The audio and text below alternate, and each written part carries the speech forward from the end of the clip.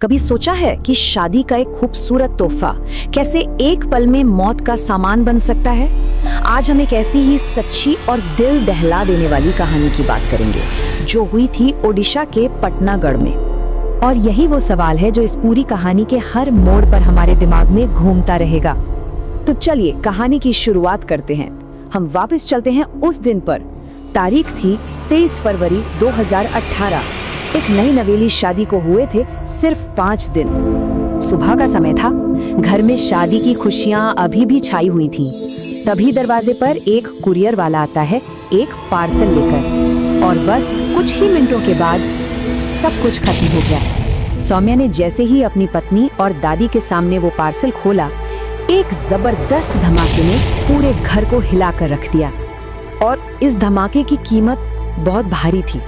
दूल्हा सोमेशेखर और उनकी 85 साल की दादी जयमामणि साहू दोनों की मौत हो गई और दुल्हन रीमा बुरी तरह से जल गई। उनके कान का पर्दा तक फट गया। मतलब एक जिंदगी तो बच गई पर हमेशा के लिए जख्मी हो गई। अब इस भयानक हादसे के बाद जाहिर है पुलिस की इन्वेस्टिगेशन शुरू हुई और ये कोई आसान जांच नहीं होने वाली थी। ये एक ऐसी पहेली थी जिसका कोई सिरा ही नहीं मिल रहा था। तो पुलिस के सामने सबसे बड़ा सवाल कि आखिर ये पार्सल भेजा किसने था। भेजने वाले का नाम लिखा था SK शर्मा, पर जब पुलिस ने पता किया तो इस नाम का कोई आदमी मिला ही नहीं। और यहीं से पुलिस की मुश्किलें शुरू हुई। भेजने वाले का नाम फर्जी था। जिस कुरियर ऑफिस से पार्सल भेजा गया वहां कोई CCTV नहीं था और तो और पार्सल को स्कैन तक नहीं किया गया था। पुलिस ने 100 से ज्यादा लोगों से पूछताछ की, एक धमकी भरे फोन कॉल की भी जांच की, लेकिन हाथ कुछ नहीं लगा। हर दरवाजा बंद था। ऐसा लग रहा था मानो ये केस कभी सुलझेगा ही नहीं। फिर पुलिस को एक लीड मिली। एक ऐसा आदमी जिसने पहले सोमेशेखर को धमकी भरा फोन किया था और खुद को रीमा का एक्स बॉयफ्रेंड बताया था।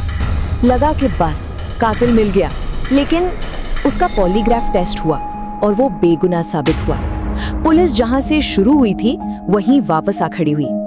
और ठीक उसी वक्त जब लग रहा था कि ये केस हमेशा के लिए एक मिस्ट्री बनकर रह जाएगा, कहानी में एक ऐसा ट्विस्ट आया जिसने इन्वेस्टिगेशन की पूरी दिशा ही बदल कर रख दी। हुआ ये कि पुलिस को एक गुमनाम चिट्ठी मिली, पर ये कोई सुराग नहीं था, बल्कि ये कातिल का एक ताना था। सोचिए, कत्ल करने के बाद वो पुलिस को चिढ़ा रहा था। उस खत में लिखा था कि ये धमाका धोखे का नतीजा था और अगर हम उनका पूरा परिवार भी मार दें तब भी हमारा नुकसान पूरा नहीं होगा। पहली नजर में तो लगा कि ये चिट्ठी सिर्फ जांच भटकाने के लिए है, पर कातिल से एक गलती हो गई थी। इसी चिट्ठी में उसकी पहचान का सुराग छिपा था और इस केस को सॉल्व करने का क्रेडिट किसी पुलिस वाले या फोरेंसिक एक्सपर्ट को नहीं जाता।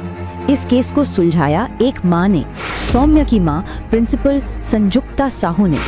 उन्होंने उस चिट्ठी के लिखने का अंदाज, उसके शब्दों का चुनाव पहचान लिया था। तो चलिए अब पर्दा उठाते हैं इस पूरी भयानक साजिश के पीछे के असली चेहरे से। कातिल कौन था? कोई अनजान दुश्मन नहीं, बल्कि सौम्या की माँ का एक कलीग, एक 46 ईयर का इंग्लिश लेक्चरर पुंजीलाल मेहर।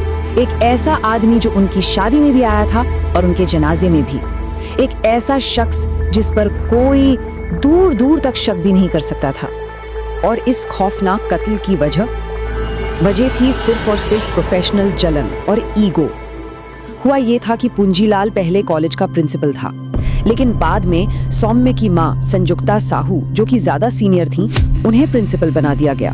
बस यही बात पुंजीलाल को चुभ गई और उसने सालों तक इस नफरत को अपने अंदर पाला। और जब उसे संजुक्ता के बेटे की शादी का पता चला तो उसने बदला लेने की ठान ली। और ये कोई गुस्से में अचानक किया गया काम नहीं था। ये एक बहुत ही सोची समझी कोल्ड ब्लडेड प्लानिंग थी। उसने महीनों तक YouTube पर बॉम्ब बनाना सीखा, ऑनलाइन गन पाउडर मंगवाया और दिवाली के पटाखों से बारूद इकट्ठा किया।